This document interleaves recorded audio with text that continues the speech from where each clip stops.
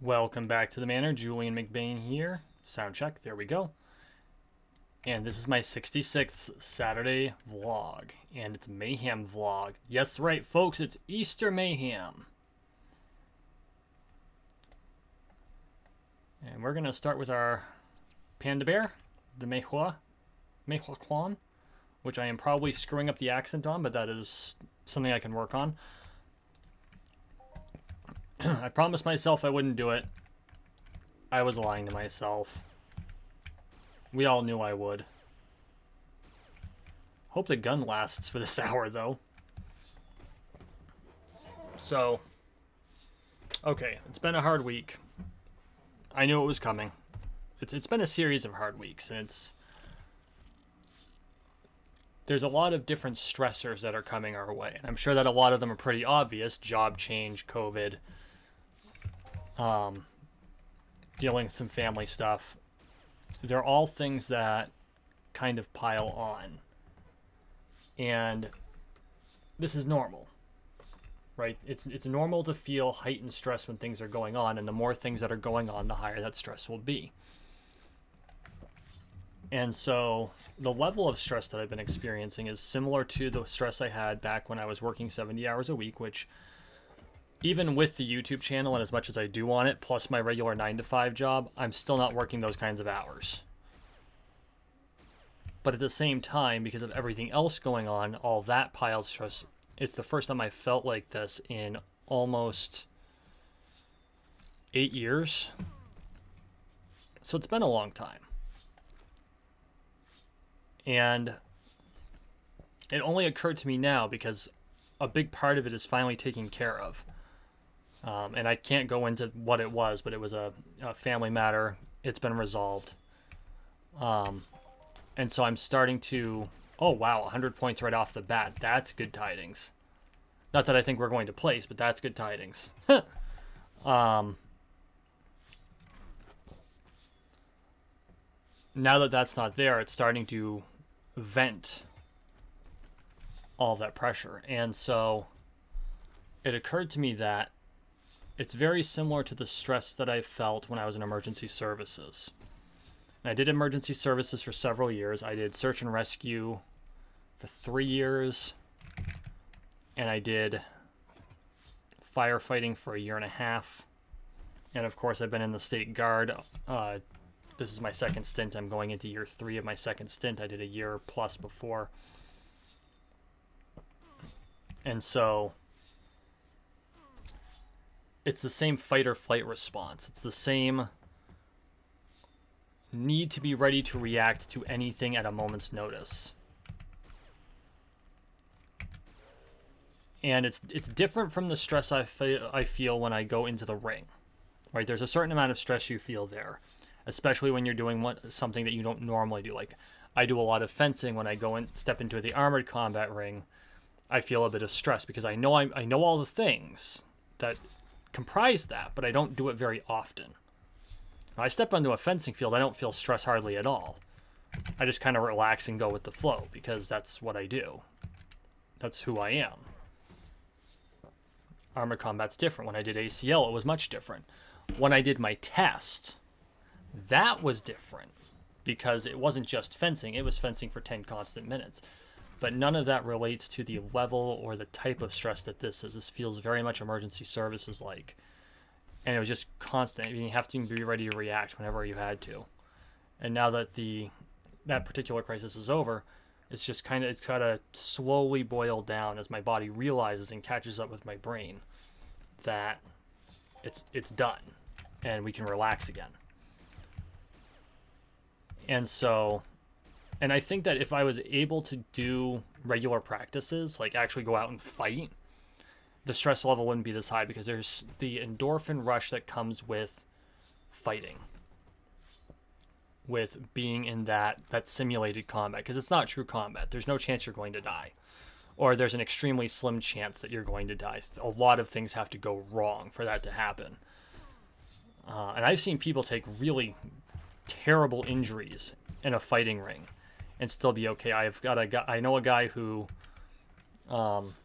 did IMCF and ACL. That's the They wear all the medieval armor and they use the real steel weapons, and they're pretty much exactly the way they were during the Middle Ages, right? Because contrary to popular belief, swords and axes in the Middle Ages weren't all that sharp because they were going up against metals, so you didn't need them to be sharp. They just had to be able to cut through a guy when you hit them. So they were fairly dull. You could run your hand on them.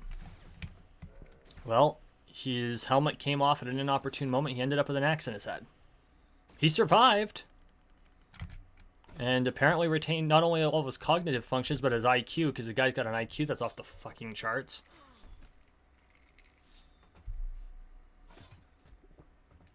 But to say there's zero chance is disingenuous. The chance is still minuscule relative to going in there with sharp weapons and no armor. I'm not comparing what I do to what our soldiers do or anything like that. But if I had been able to offload the stress by fighting, I think that would have helped a lot. And it did early on. I think that's why I was able to mitigate it early on, because we weren't under quarantine. But the last few weeks we have been, of course, and that kind of took care of things.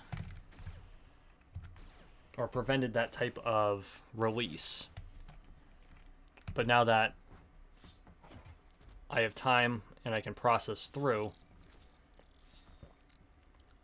I'm able to do so, if slowly. And so, you know, it makes me wonder how other people are dealing with the things that are going on around them. Like, I was trained on how to deal with crap like this. And I can only imagine what it's like for people who have not been.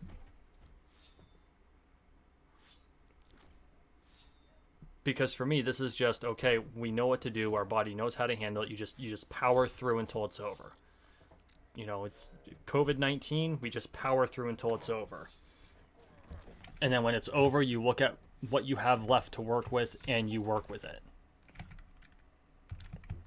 And, you know, when you're dealing with things like I never did a structure fire when I was a firefighter. The two major structure fires we had, I was on scheduled vacations both times go figure, so I rushed back, ended up on standby both times, and didn't end up getting rotated in because it was over by the time I got there. But I did a lot of car accidents, and I did a couple of other not so fun calls. And so the old saying is you embrace the suck. You know, in games like this we call embrace the grind, and there it's called embrace the suck. And so we embraced the suck, because when you're in the suck, that's all you can do.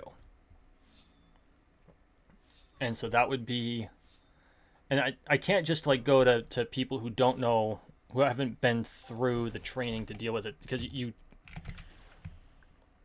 when you're preparing to become a firefighter, when you're preparing to become an EMT, when you're preparing to be a police officer, all of these things, you know what you could be facing.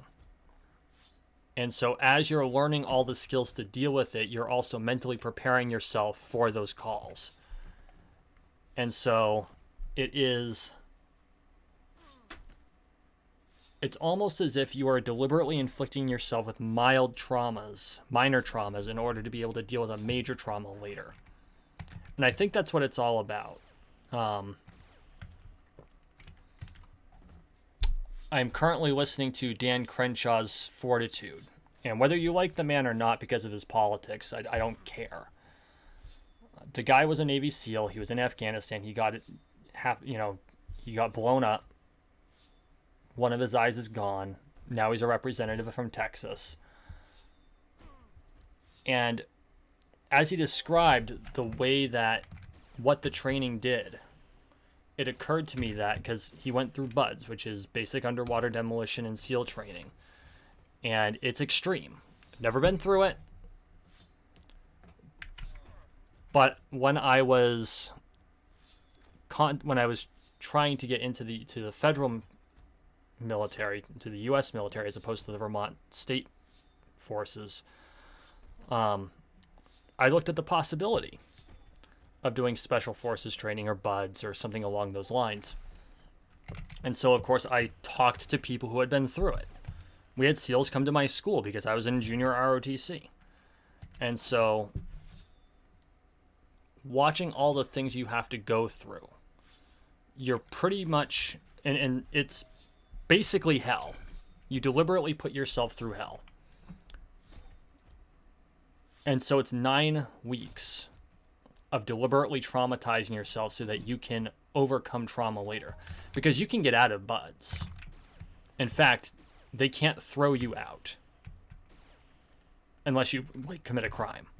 You have to ring out. You have to quit. You don't quit, they'll keep pushing you. And there was one guy, one of the guys I had talked to, it took him, I think it was the second or third attempt that he managed to get through. I think it was the second, because the first time he broke his leg. He had to go up to the bell on crutches to ring out.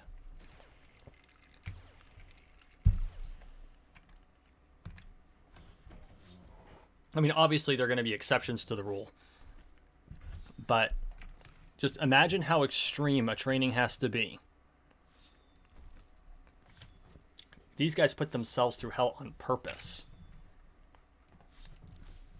And it occurred to me that they do that, as he's describing the reasons that they go through it, they do that because they need to know that they can survive it when they don't have a choice. They need to know they have the mental fortitude to beat it when they don't have a choice. And so I look back at the things that I've done in my life, and nothing as extreme as buds. Nowhere near close to as extreme as buds. I don't even know that actually being in a structure fire would be that extreme. That probably comes pretty damn close. I would have to talk to a SEAL about that to find out if they would consider that comparable. That's probably the closest you can come, and I've never been inside an active fire. I fought an active fire. I had to put myself between a rack full of propane tanks and a burning car. That was interesting as hell. But I've never been in a structure fire, so I can't say that I've actually done that bit of it. My primary function was crash rescue. I would have run into the burning building if I had been instructed to. I never got to that point because then I moved to Montana, and there was a 2-year waiting list to be a volunteer there. So that ended up no longer being my path.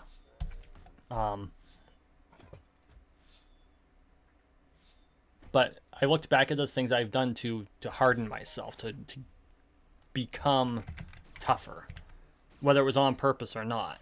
Now, one of the things, I think the earliest thing I did that was truly hard was when I was in ROTC, we had a winter field training exercise, and it was basically camping in the cold.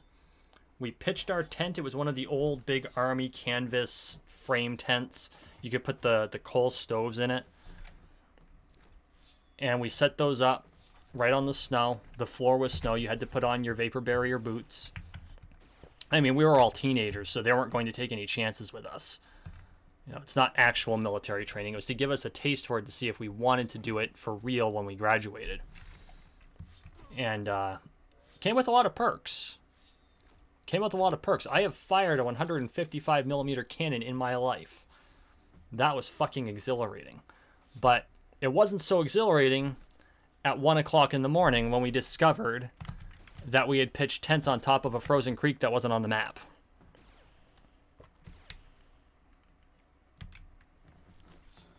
And our coal fireplaces all sank. So now, it's roughly 10 below zero, and we have no heat. And we had to deal with the elements. And we did manage to get one of the stoves going, and it wasn't enough to heat the whole place properly, but it prevented it from being zero. It made it a lot less dangerous, so let's put it that way.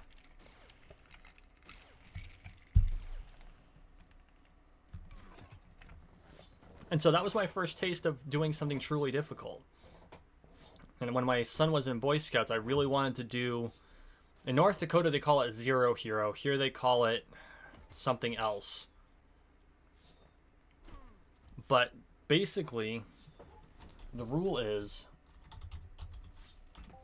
you have to go camping, and the temperature can never rise above 0 degrees the entire time. And I was like, I'm going to do this. I can't wait to do this with him. He was less than thrilled with the idea. We never ended up... He wasn't old enough by the time he left Boy Scouts to do it, which, you know, kind of bummed me out. But, of course, I can always go out camping in 0-degree weather. Kind of hard to do around here because we don't see 0 degrees as often as we did in North Dakota. In North Dakota, it's 0 degrees for months. Months at a time. And living in North Dakota is what really changed me. And I would have no compunctions about going back and living in a place like that again. See, and I've said this several times before. The reason it changed me is because North Dakota and Montana, actually Montana more so, where I was living, both places are places of extremes. When I lived in Glendive, Montana, the year that I lived there, during the summer, because it's in the Badlands, it's completely surrounded by Badlands. The park is all Badlands. I've been camping in the park in the summertime. That's an interesting experience because it can get up to 105 degrees during the day and drop right down to like 30. Well, 45 if it's been 100 degrees, but it gets cold at night, even during the summer. And it gets dangerously hot during the day. And then come winter, that winter, so in the same year, I saw roughly a 150 degree temperature difference change over time between the coldest day of winter and the hottest day of summer. It's 105 degrees recorded, hottest day of summer at 2 p.m., the hottest time of the day.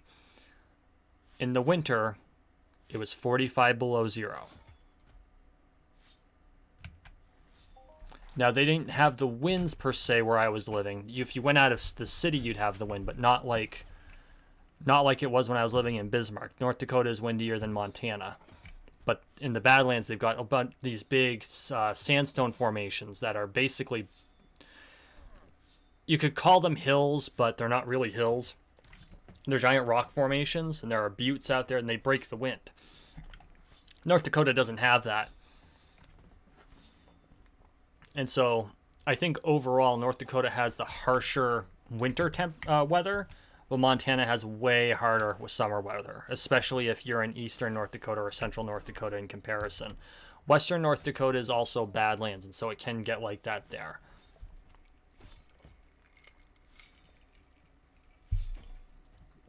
And so living there for 8 years, I had to walk to work a lot. There was a year where my car just would not start. The battery was not the proper battery. I did not know this.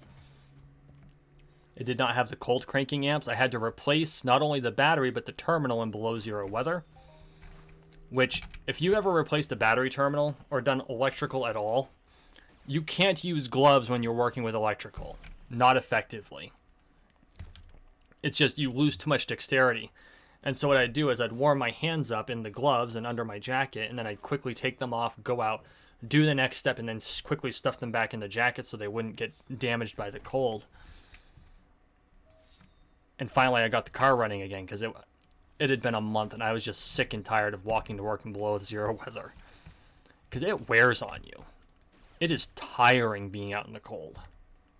Like, I would eat an extra probably 1,000 calories a day just having to do that 1 mile walk back and forth in below zero weather. Not that the walk bothered me. And in fact, if I've got to be outside working, I want it to be that cold. You tell me I got to throw wood, you tell me it's below zero, I am happy. Because I will not overheat. And I've been in pretty much 0 degree weather. And I've been, had my coveralls stripped down. I'd still be in a shirt and everything, of course, but, just a sweater, not the coveralls. And I'd still be warm. Because you're working, and that's how that builds your heat, but it also burns a shitload of calories, and so you eat a lot more. No, I don't mind walking out in below zero weather. I don't mind working in below zero weather. I do mind working in below zero weather when I'm not properly equipped.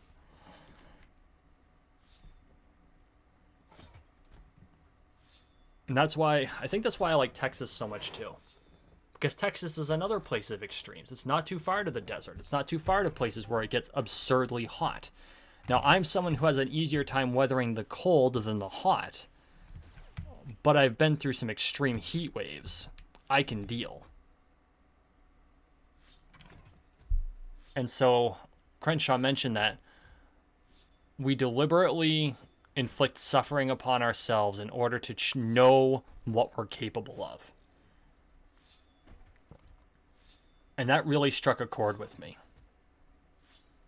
When you deliberately inflict suffering upon yourself, you learn what you're actually capable of. And so, like, he suggested little things. Like, if you've never done anything like, you know, winter camping or deliberately gone out and walked the mile to the store in below zero weather, do something minor. Take a cold shower. Stop taking hot showers for a month and just take cold showers. I actually did do that, not deliberately, but it was my first 6 months at my first apartment where I was completely living alone.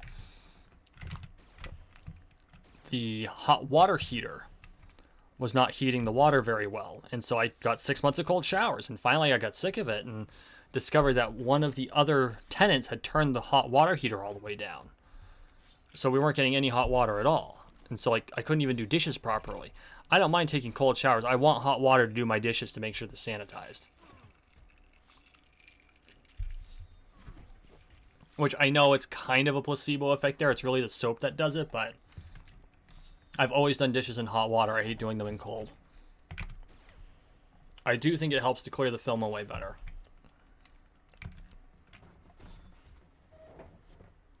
And so yeah, we prepare ourselves for moments of extreme stress by deliberately inflicting suffering upon ourselves, and that hardens us. And it doesn't have to be an all or nothing thing. You don't have to go at it all at the same time. You global for 157 ped. That is awesome.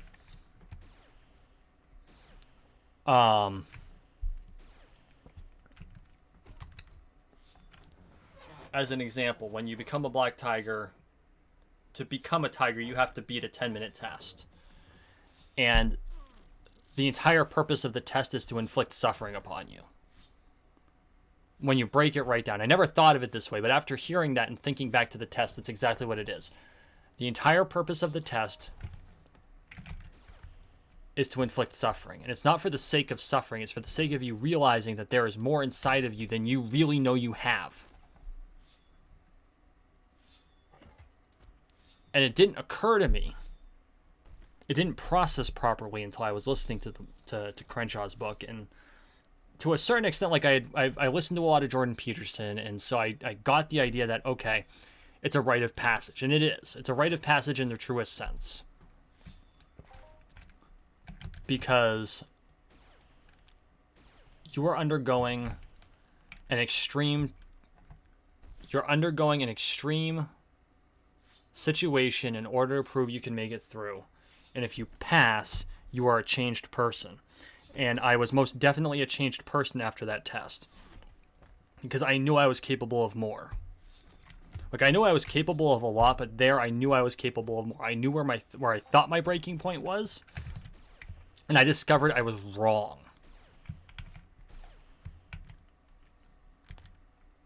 And so I do believe, and this is me thinking back to the test itself and the way that Torah forced me to finish.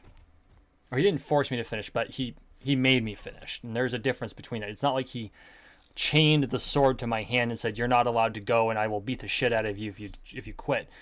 He said, "Keep going. There's more in you than you even know," and he was right. Because I was suffering. I'd just been through a 3-hour endurance tournament, and here I was doing a high-energy endurance test. I wish I could post the video for you guys just so you could see it, so you could really understand what it was.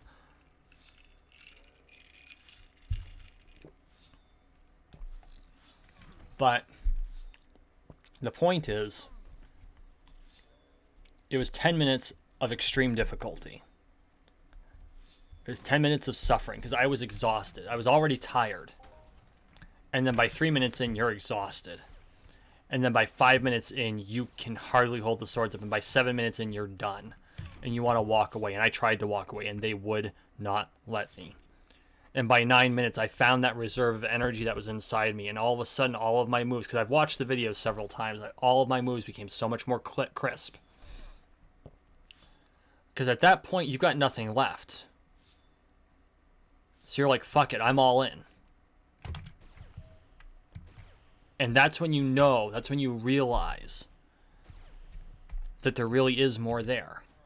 You break through the suffering.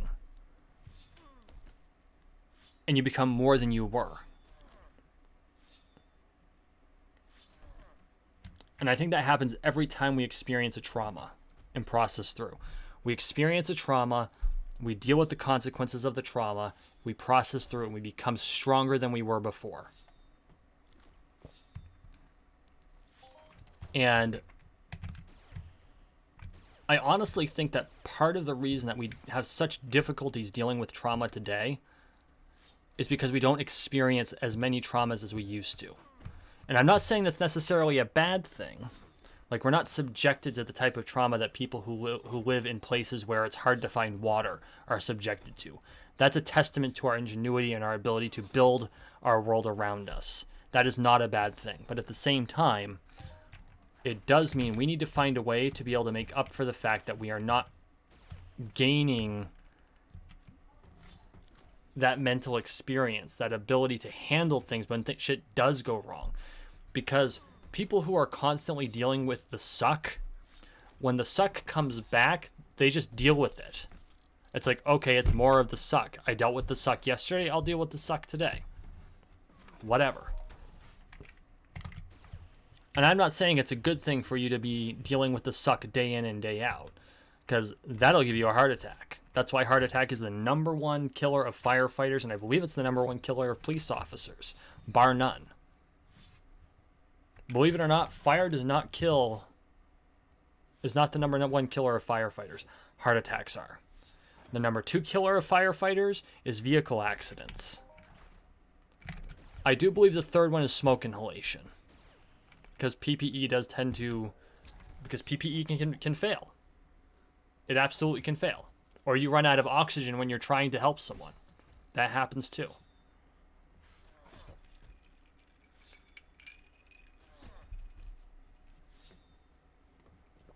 But...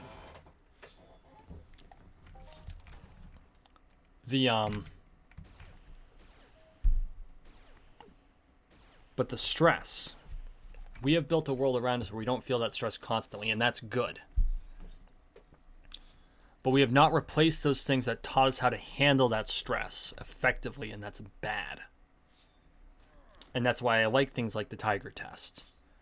That's why I like things like going out and camping, like when I went out and camped in the winter. That's why I wanted to do the Zero Hero with my son, where we went out and camped in below zero. And you know what? That might still happen, Boy Scouts or not. I might just say, come on, son, it's 0 degrees out. We're going to go pitch a tent. You'll probably be like, what the fuck, Dad?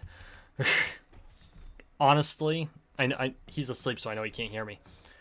If I said, come on, son, we're going to go pitch a tent, it's below zero, and he said, what the fuck, Dad? I wouldn't yell at him.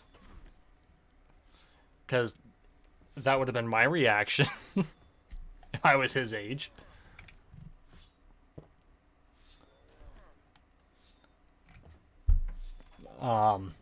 But sorry, that just made me lose my train of thought.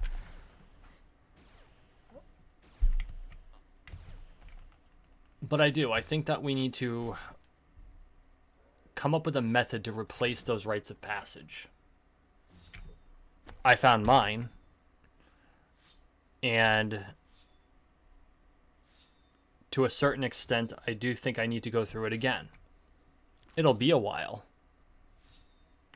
Could be another 10 years before I do it again, but I will do it again. Maybe on my 10th anniversary of getting my scarf, I'll do the test again. I'll retest. Oh, that's how I could do it too. Gather all of the people because I currently have 2 students in the Black Tiger way. We call them cords. I could gather all of the people that are my cords and will become my cords, those who will graduate through the Tiger program, and have them proctor the test for me. And they just all rotate in. That would be interesting. That'd be a really cool retest. Kat, I know you're watching this. That's 10 years, so it's 9 years from now. You have to grab Sage and anyone else who becomes my cord, and y'all gotta fight me so that I've got to deal with 10 or more minutes. Maybe it'll be 60 seconds per former student. We'll figure that out.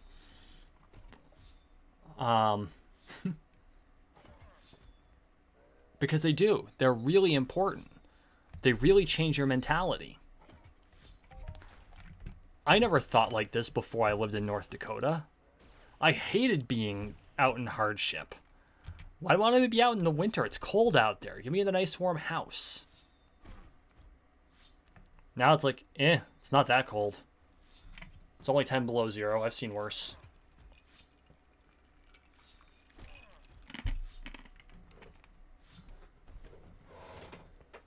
It's a dynamic change of mentality, I think is what it is. And I think we've lost that as a culture. We do things that are deliberately hard, things that can possibly hurt us. Whoops, no. Because it teaches us that we are more than we think we are.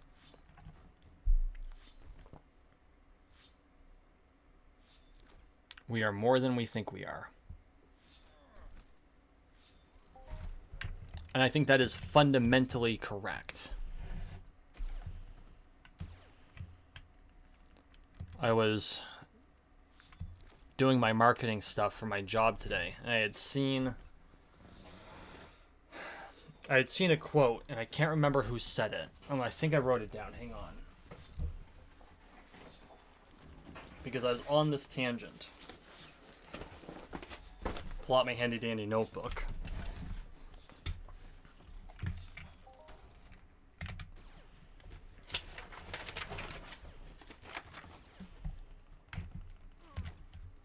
See if I can't find the quote, because the quote itself really struck me. Because you got things like Oprah Winfrey's, where there is no struggle, there is no strength.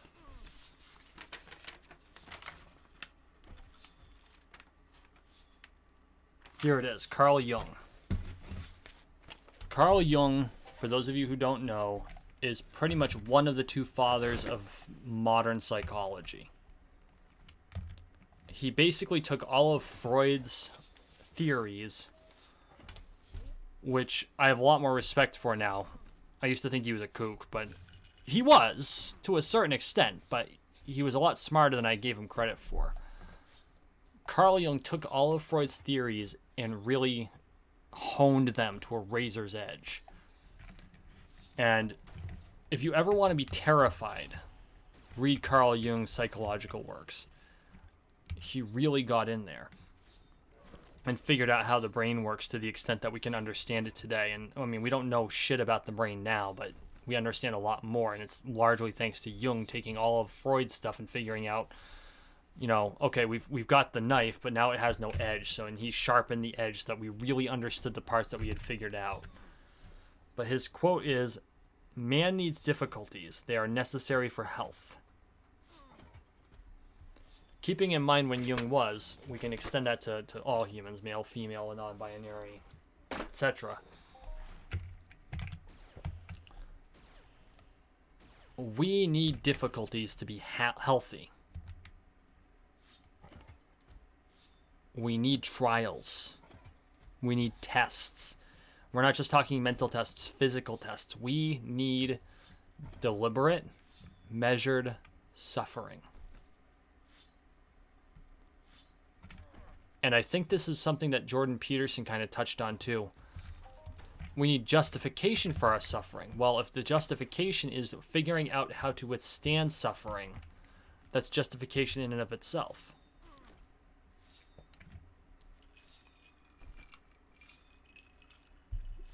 And I really think we have lost that as a culture.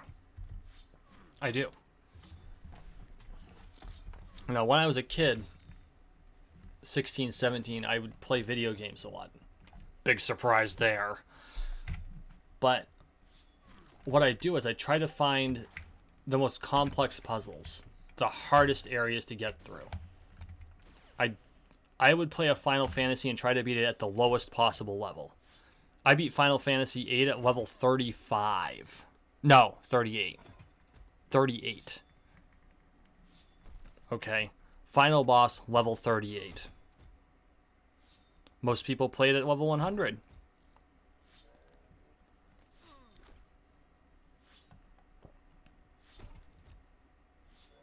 I was trying to find that rite of passage. I was trying to find that difficulty, and because I wasn't able to figure out, it wasn't the concept or the theory of a trial that I needed. It was an actual one. I need to experience actual suffering. I need to experience actual trials and actual difficulties. I need to push myself to my physical and mental limit and realize that it wasn't actually my limit. And I never understood that. I didn't understand that until I went through it. When I did the 2 minutes in the IMCF ring, that was exhilarating. And believe me, it's an interesting feeling being headbutted in the face with a guy who's wearing a helmet. Now, you're wearing a helmet too. But believe me, concussion is not far away when you're getting hit in the head that hard. It's exhilarating when you realize you can hit someone with your shield. It's exhilarating when you guys are wailing on each other and you're trying to throw each other to the ground. It's a strange feeling, realizing what you're capable of. It's exhilarating walking through the below zero temperatures, muckled up in all of your appropriate gear, but realizing you can make it to the store and you can carry all that stuff back. And not only are you not cold, you're warm, because your body will generate heat as you do the work. You are capable of surviving those extreme temperatures. Those temperatures are lethal. Below zero temperatures, they are lethal, and they are lethal fast. It does not take long for those temperatures to kill you. But you can do it. And it's an exhilarating notion to realize you can do it.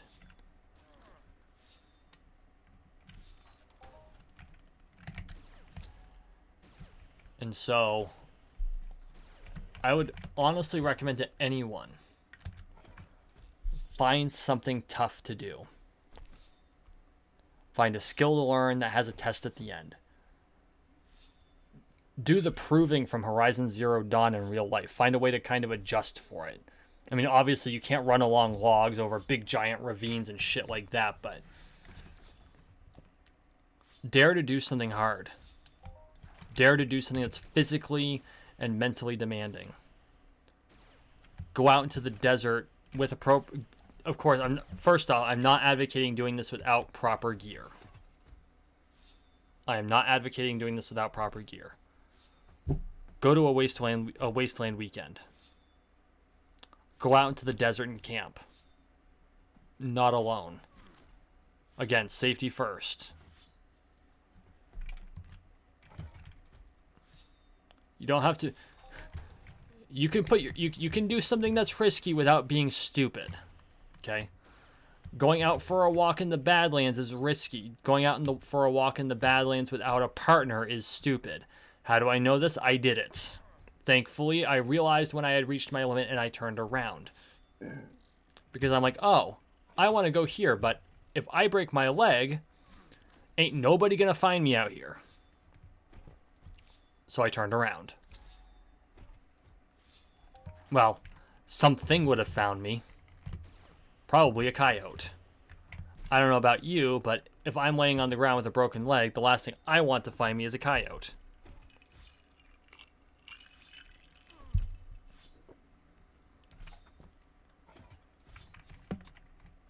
You know, be smart about it, but do something tough.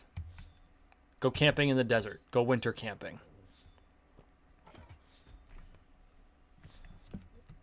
Go for a walk when it's below 0. Take a cold shower. Become a black tiger.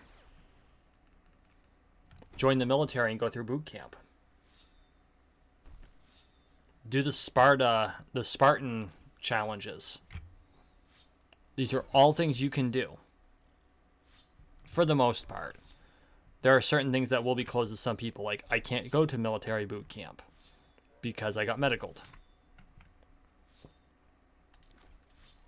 Long story. So I became a black tiger instead. Pick up martial arts. Martial arts will test you. Any martial art will test. Any martial art that's worth its salt will test you.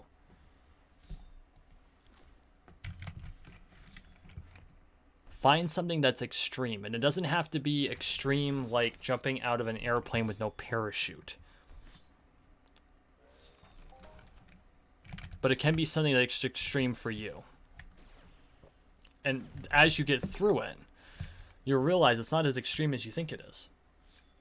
You'll build yourself up.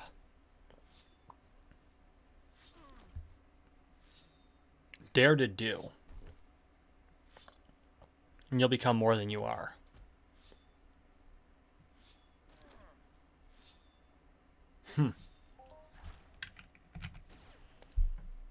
Maybe someday I'll end up on Brainy quote for that one. Dare to do, and you'll become more than you are. That sounds like a McBain moment. I should write that down.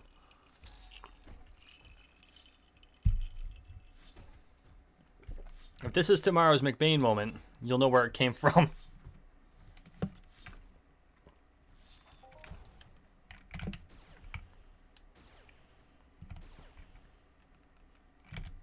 It just shocks the hell out of me.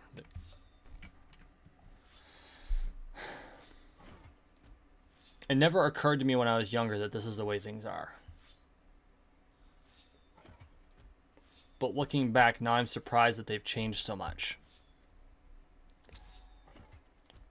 That we're actually discouraged from putting ourselves through tough things. We're actively discouraged.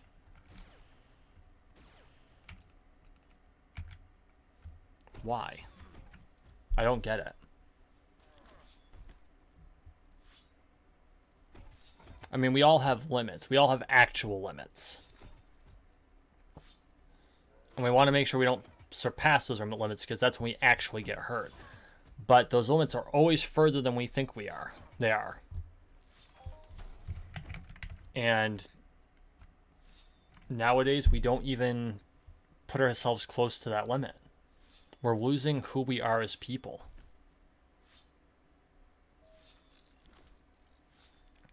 We're not defined by the comforts that we experience. We're not defined by the easy shit. The mocha lattes or the steaks.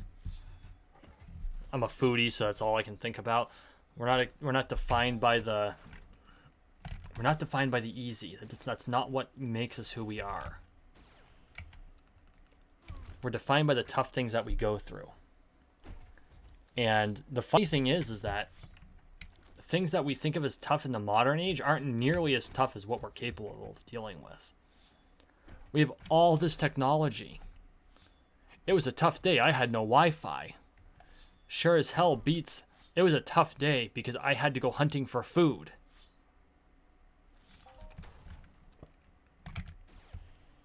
And there's nothing wrong with the fact that we've come this far. But at the same time, I'm looking back on my life and I'm like, why didn't someone hand me a beer and tell me not to come back without putting food on the table? I know I'm being a little hyperbolic there, but not by a lot. That used to be the rite of passage. It's like you have to go survive for 7 days out in the wild, and if you die, you die. That's just life. Go learn to be an adult.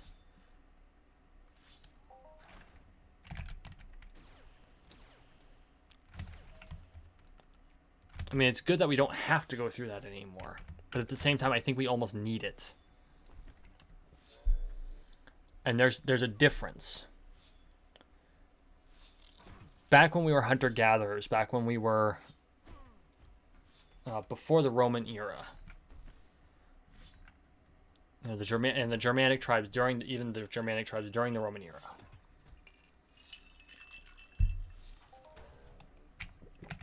It's like, here's your spear. You have to live for 7 days out in the wild.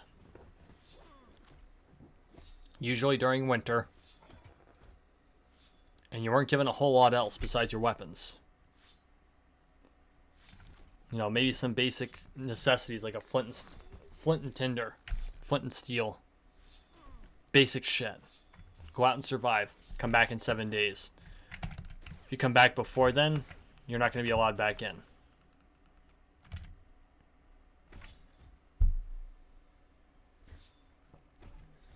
Because you'd figure it out one way or the other. You'd go through some form of suffering. You'd either suffer in order to survive, or you'd come back really fucking hungry. Either global, almost 80 ped. Very nice. Oh, it only classified as 79. 79.97, fucker. Close enough.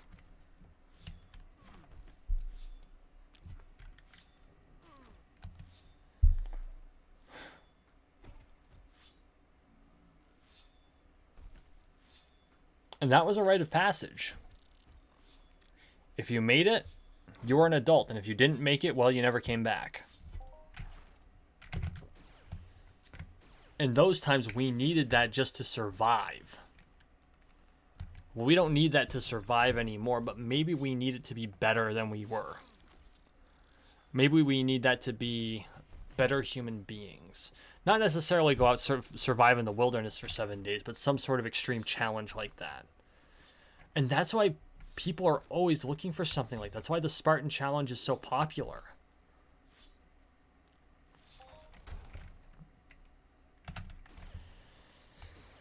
That's why people become Eagle Scouts. Or Order of the Arrow. Which is another scouting award.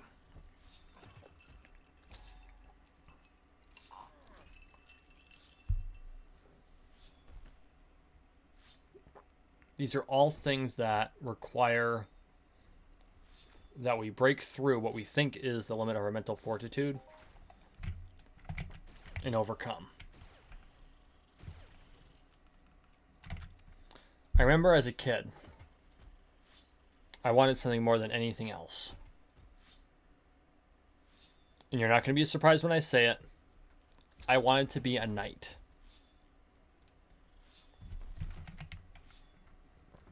I wanted to be a knight. Because in theory, to become a knight, you have to put yourself through all kinds of shit. You spent 7 years as a page. And being a page was pretty much being a servant. And at the age of 14, you became a squire. And as a squire, you fought beside your knight. You'd use a sword twice as heavy as that you actually used in battle, and you use that for practice. And then you learn how to ride a horse, and you learn how to wear armor, and how to don and doff armor, and you learn how to armor your knight up for you. And if you went into battle, you didn't fight in good armor. You fought in hand-me-downs. You know, you were lucky if you got a hauberk. And after 14 years of hard work, at the age of 21, you'd be dubbed. And you'd receive the collay. And with that final blow struck upon you by your sovereign, you became a knight.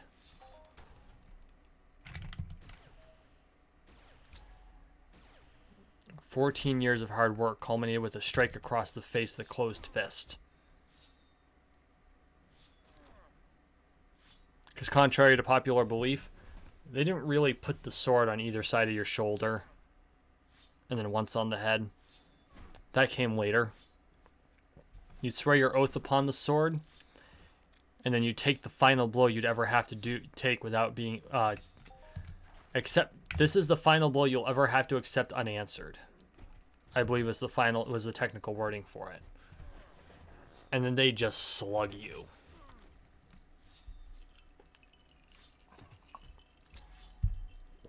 And then they'd hug you as a brother. I wanted that.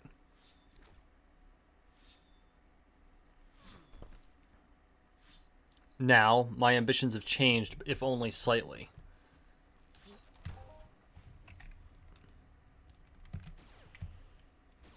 And I wouldn't even necessarily say that.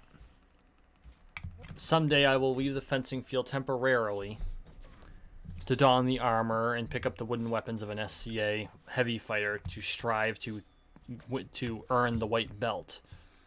But at this point in time, I'm after the white collar of a Master of Defense, which is an equivalency. It really looks like I'm just slicing this guy through the crotch, doesn't it? And of course, it had to put something there. That's just disturbing. Hilarious, but disturbing.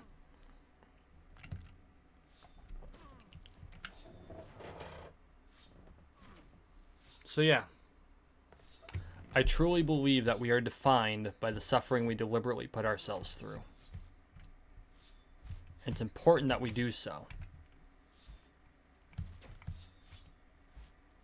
What rites of passage are you planning on going through? What are you willing to put yourself through to become a better person? There we are. Okay, guys. That was the first section of Mayhem and my 66th vlog. Thank you for watching. Thank you for listening. Please like, share, and subscribe down below. We are on the road to 13 million subscribers, one subscription at a time, so make sure you subscribe. And as always, I appreciate all of your support. You all have a wonderful day.